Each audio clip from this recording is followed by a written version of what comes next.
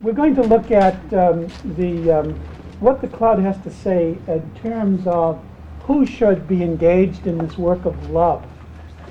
Who is it for? I remember one time as a vocation director, a young man who intended to join the monastery, I told him to read the Cloud of Unknowing and to see what he could get out of it and what he could follow through from it. And a few months later, he came back and he had a copy of the Cloud with him. And I said, well, how did you do? Did you read the Cloud? And he said, no, I was too afraid. And he pointed out to, if you want to look at the foreword on page 43. He says, whoever you are possessing this book, know that I charge you with a serious responsibility to which I attach the sternest sanctions the bonds of love can bear. It does not matter whether this book belongs to you, whether you are keeping it for someone else, or whether you are taking it to someone or borrowing it. You are not to read it, write, or speak of it, nor allow another to do so unless you really believe that he is a person deeply committed to follow Christ perfectly. I have in mind a person who, over and above the great works of the active life, has resolved to follow Christ insofar as is humanly possible with God's grace into the inmost depths of contemplation. Do your best to determine if he is one who has first been faithful for some time to the demands of the active life, or otherwise he will not be prepared to fathom the contents of this book. Moreover, I charge you with love's authority. If you do give this book to someone else, warn them as I warn you. Take the time to read it thoroughly. For it is very possible that certain chapters do not stand by themselves, but require the explanation given in other chapters to complete their meaning. I fear lest a person read only some parts of it and quickly fall into error. To avoid a blunder like this, I beg you and anyone else reading this book for love's sake to do as I ask. I love this next paragraph. As for worldly gossips, flatterers, the scrupulous, talebearers, busybodies, and the hypocritical, I would just as soon they never laid eyes on this book. So at the risk of being condemnatory, the Aspen New Age crowd, don't read it. No, I don't mean that. I had no intention of writing for them and prefer that they do not meddle with it. This applies also to the merely curious, educated or not. They may be good people by the standards of the active life, but this book is not suited to their needs. Now to get down now, and I think, see, if my novice had read down to this third paragraph, he wouldn't have closed the book. But he got too frightened and never got to it. And I think this is very, very important, and this is very experiential, and something that can be used. However, there are some presently engaged in the active life who are being prepared by grace to grasp the message of this book. I am thinking of those who feel the mysterious action of the Spirit in their inmost being stirring them to love. I do not say they continually feel this stirring as experienced contemplatives do, but now and again they taste something of contemplative love in the very core of their being. Should such folk read this book, I believe they will be greatly encouraged and reassured. Now, I think that is really crucial. And when we get to the section on the distinction between the contemplative and the actives and so forth, and we find out that he's writing primarily for contemplative religious, but at the same time, you've got to read what he says to them in the context of the full book, and particularly in the context of this, and you will see he is also speaking to lay people, to clerics, to whatever. He's not limiting himself really to any particular group of people. And so what he's saying is contemplative prayer is open to anybody who feels even only now and then the gentle stirring of love of the Holy Spirit. And I think that's wonderful and extremely important. Now, chapters 74 and 75, that's page 143, also speak of those who are called to this work of love, to contemplative prayer. Chapter 74, and again, this is extremely important. The title of chapter 74, anyone disposed toward contemplation will recognize something akin to his own spirit when he reads this book.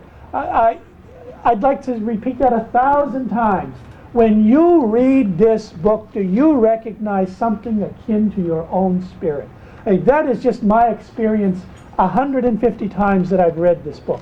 And anytime I find myself getting careless or in terms of my contemplative prayer and the time that I give to it specifically, sitting down to do it, and if I just pick up this book, and sometimes not read the book, but just read the chapter headings. You know, there's 4 or 5 pages of chapter headings. I'm fired anew from the charism of this book.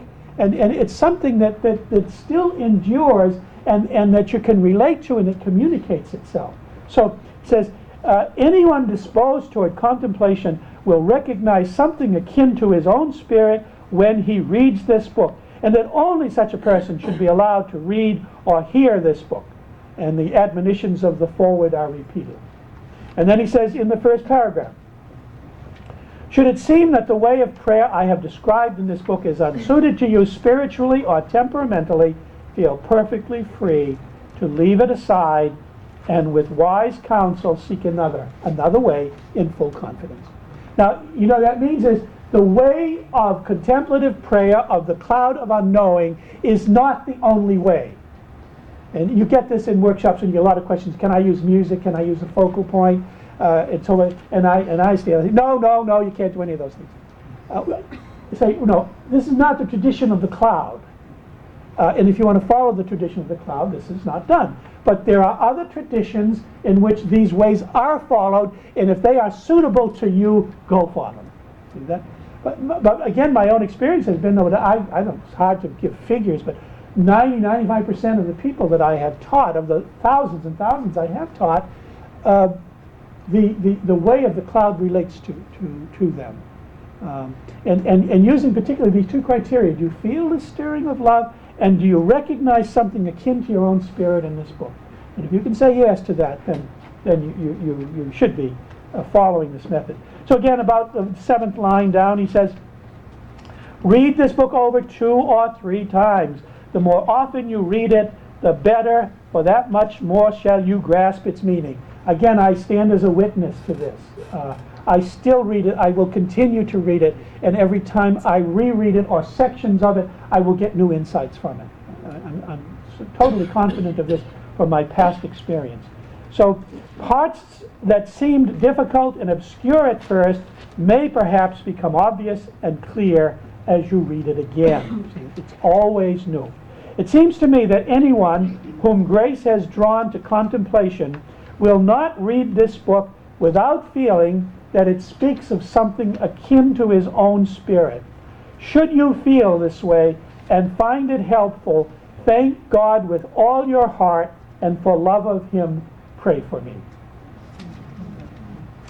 And then again, he recommends about 4 lines down. Read again the chapter where I describe the sort of person who ought to begin the contemplative work. That is in the foreword. And 4 lines down from that. Without doubt, there are parts that do not stand alone, but require the clarification and the explanation of other parts. If you want more on this subject, I would recommend that you look at chapter 74 on page 145. You might just note that down, paragraph 1. And the bottom of page 145 and the top of page 146. But I won't go into those in detail. There is another chapter, though, we should look at regarding one's suitability to engage in this work of love. And that is chapter 27 on page 84. It says, who ought to engage in the gracious work of contemplation? First and foremost, I want to state clearly who should take up the contemplative work. when it is appropriate to do so, and how a person ought to proceed. Also, I want to give you some criteria for discernment in this work. If you ask who should take up contemplation, I would reply, all those who have sincerely forsaken the world and who have set aside the concerns of the active life. These people, even if they have at one time been habitual sinners, should devote themselves to nourishing the grace of contemplative prayer. This has to be taken, I was going to say this has to be taken with a grain of salt. I would rather say this has to be taken in concert with the other chapters of the Cloud. And he modifies this. This sounds very strict and very rigid, that if you want to do contemplative prayer, you will have to run to Trappist monasteries and to Poor Clare convents. That is simply not the case, and that is not what he's saying. Is everybody called? Well, you know, as I mentioned in my own seminary experience, there was an attitude, this was in like 50 to 58, it was very definitely an attitude that contemplative prayer was a rare thing reserved for a special few chosen souls. I resent this, and I react against it, and I even feel I have to fight resentment of the professors and the attitude in which my own training came from.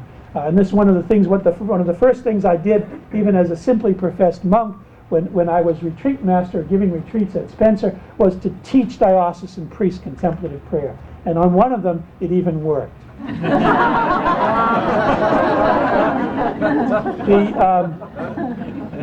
Who is called and what is the basis of the call? This is just good common sense. I had somebody, one time I gave a workshop in Massachusetts about 2 years ago, and there was a plant there. Somebody was planted. Somebody was sent there to challenge me, you see. And unfortunately, they didn't realize that I just thrive on this kind of thing. But anyway, and the question was, all right, you're talking about this. Where does it come from? Show me in the Bible. Contemplative prayer in the Bible, you see. And so, well, my response was this. The basis of contemplative prayer is the great commandment, the one great commandment of Jesus. And that commandment of Jesus is love God absolutely, totally, completely, physically, spiritually, and mentally. Thou shalt love the Lord your God with your whole heart, mind, soul, and strength. There is the foundation of contemplative prayer, because that's what contemplative prayer is. It is, by definition, loving God with the totality of your being and with the expectations of nothing in return, loving God simply because God is lovable. And that is a perfect definition of contemplative prayer. Now, I would like to add on to that, by the way, if you want to look at chapters 24 and 25 of the Cloud in relation to the two great commandments at your own time, I would suggest you look at that. I'd like to go a step further, though, in the biblical origins of contemplative prayer as found in St. Paul. In 1 Corinthians chapter 12, you remember, Paul is speaking of the many kinds of gifts there are in the body of Christ. And then in verse 31, he says, set your heart, however, on the greater gifts. And then you go into chapter 13, which is the next line, which begins with this. I will show you a way that surpasses all the others. If I speak with human tongues and angelic as well, but do not have love, I am a noisy gong, a clanging cymbal. Now, Paul is criticizing here the lesser gifts, and he is particularly criticizing tongues as a showy gift that people were after. Paul is being, he's in a sense not being negative, but he's being severely critical. I hope I will have time, by the way, I don't know if I will, this afternoon to talk about tongues in relation to contemplative prayer.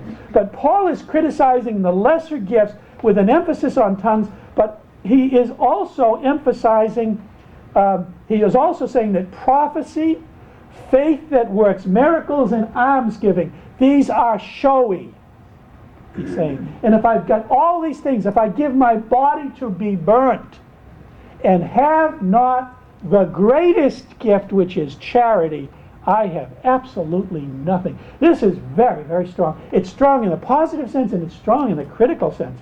He makes it extremely clear in 13:13 that the greatest gift of all is love. There remain then these three, faith, hope, and love, but the greatest of these is love. Now in chapter 14, he goes on to criticize specifically tongues. He permits it, but he's very, very cautious about it.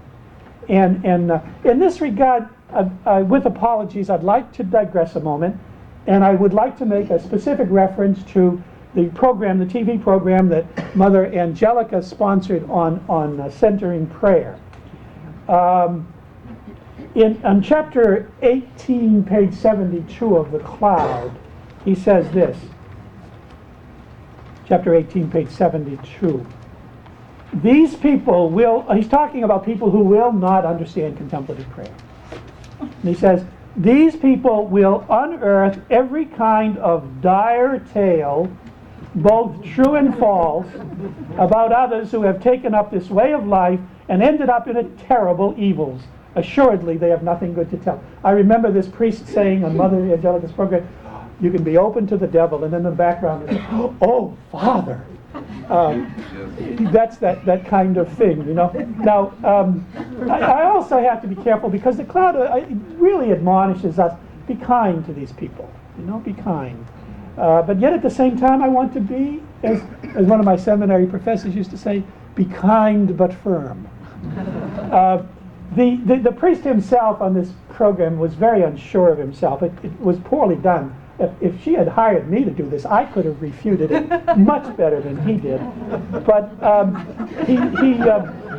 he qualifies his criticism by such statements as, well, now I've got to be very careful about this. And then he goes on not to be very careful.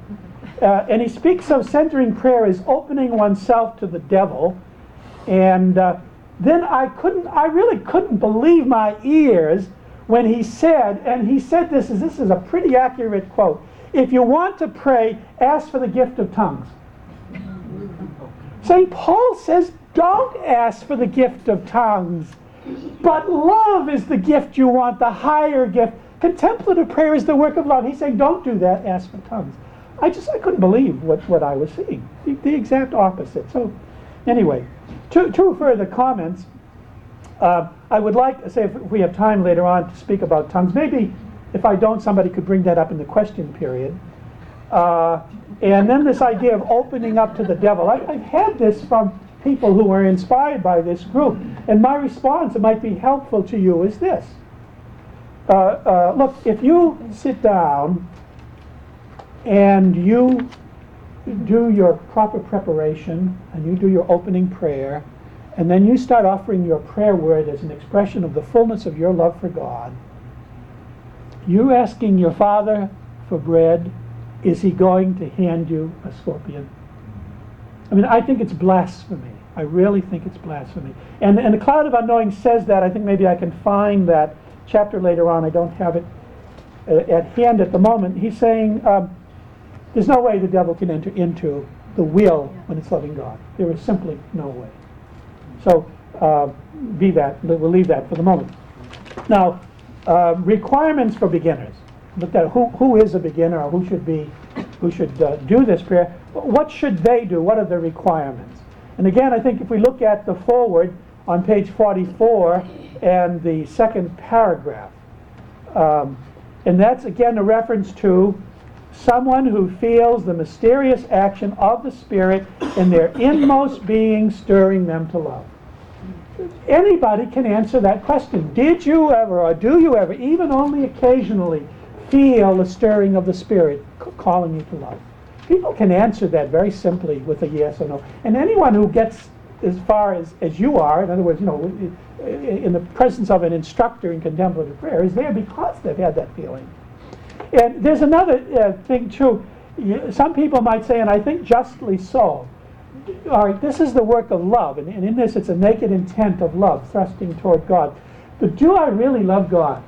Now, there are times when people I should say, there are times when this person hasn't been able to answer that question. So if I, holy as I am, haven't been able to, how much more you?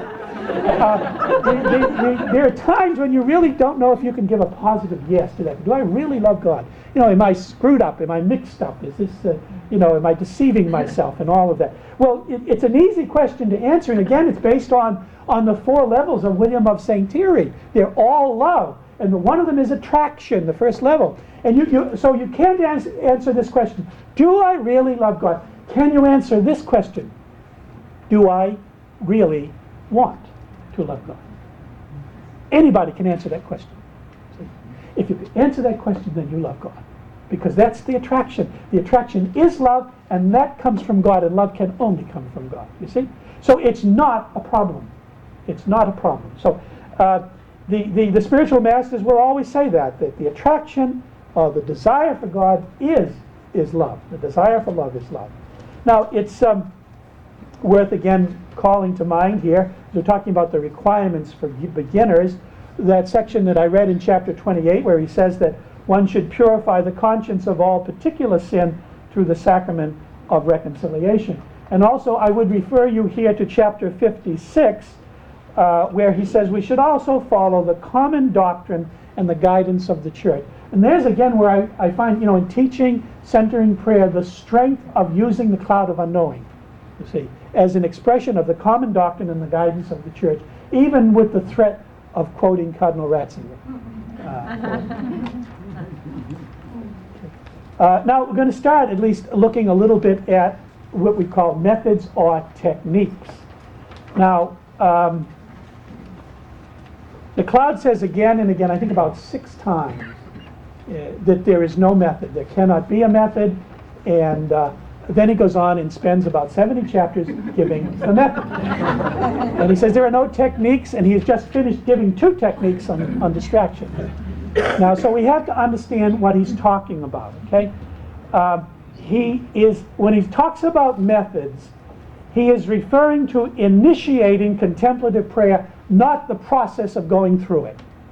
The impetus, the thrust has to come from God. Once the thrust is there, you can profit by techniques and methods. You can learn, you can be taught, you see, what to do with it. But nobody can give it to you. The 3 theological virtues, faith, hope, and love, can come only from God. Other virtues can come from any other source. Example of others, instruction of others, but faith, hope, and love can come only from God.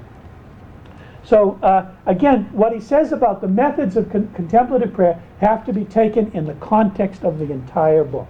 Look at page 90, chapter 34. And the title of chapter 34 is God gives the gift of contemplation freely and without recourse to methods, that methods alone can never induce it. You see what he's saying? Methods cannot induce it. Only God can induce it. Methods will not, but he's not actually denying that you can use techniques, you can use instructions, you see. He says, if you ask me precisely how one is to go about doing the contemplative work of love, I am at a complete loss. Well, his publishers don't seem to notice that, and they printed the rest of his book. All I can say is that Almighty God in his great goodness and kindness will teach you himself. For in all honesty I must admit I do not know. And no wonder, for it is a divine activity, and God will do it in whomever he chooses. By the way, too, in terms of who is it for, I don't hesitate to give a blank, basic, bottom line statement. It's for every single one of God's children. Contemplative prayer is for every single one of God's children. And at risk of being burnt at the stake, I say whether they are Catholic, Protestant, Jew, Hindu, anyone who is a child of God is not only called to love God, is commanded to love God. And for God to command them to love him and then deprive them of this means of loving does not make sense. And God, if he does anything, he makes sense according to the cataphatic understanding. So then he says, no one can earn it, that is the gift of contemplative prayer. Paradoxical as it may seem, it would not even occur to a person, no, not to an angel or saint, to desire contemplative love were it not already alive within him. So in some way or other, if God orders this, then God touches the soul and gives the ability to respond to this command. You know, we have such beautiful statements like Karl Rahner. He says that our heart has a God-shaped vacuum in it.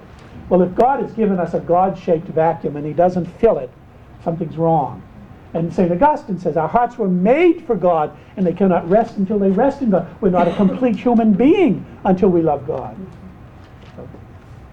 Now, see, so what the author of The Cloud insists on is that grace must be there and that grace is from God, and then the practice can be facilitated by advice and direction which the entire book gives. So in fact, there is a method. If you want to quibble, you know, you have to make all those qualifications. Look at the first paragraph on page 91. I don't know. Oh, it's chapter 14. Chapter 34. Chapter 34, the top of the page, page 91. He says, "Yet God does not give his grace nor work this work in a person who has no aptitude for it. But a person lacking the capacity to receive his grace could never gain it through his own efforts either." If you're human, you don't lack the capacity. You can deny yourself the capacity through sin. The opposite of love is hate. You can fill that vacuum, or at least you can close that vacuum by hatred. But no one at all, neither saint nor innocent, can do so. For this grace is a gift. It is not given for innocence, nor withheld for sin. Notice I say withheld, not withdrawn. Can be withdrawn for sin. Be careful of the error here. So the emphasis is again not on the reception of the grace, but what you do with it once you receive it. And there you can a method. Now look at the next paragraph. He says, "Beware of pride. It is blasphemy against God in his gifts and makes the sinner bold." If you were really humble, you would understand what I'm trying to say. You understand me? Contemplative prayer is God's gift, wholly gratuitous. No one can earn it. It is in the nature of this gift that one who receives it receives also the aptitude for it. No one can have the aptitude without the gift itself. The aptitude for this work is one with the work. They are identical. To be attracted to God and to possess and cling to God, the first two levels of William of St. Thierry. They're the same thing. They go along together. He who experiences God working in the depths of his spirit has the aptitude for contemplation. And then 4 lines down, you possess it to the extent that you will and desire to possess it. No more and no less. You will never desire to possess it until that which is ineffable and unknowable moves you to desire the ineffable and the unknowable. And then he forestalls all of the mystical theologians from the 14th century to the 20th century by saying, excuse me, Father Wiseman, he says, do not be curious to know more.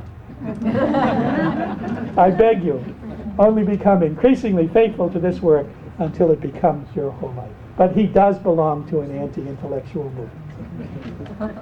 So if loving God totally, with our whole mind and heart and our whole soul is the great commandment, then everyone is called to obey it.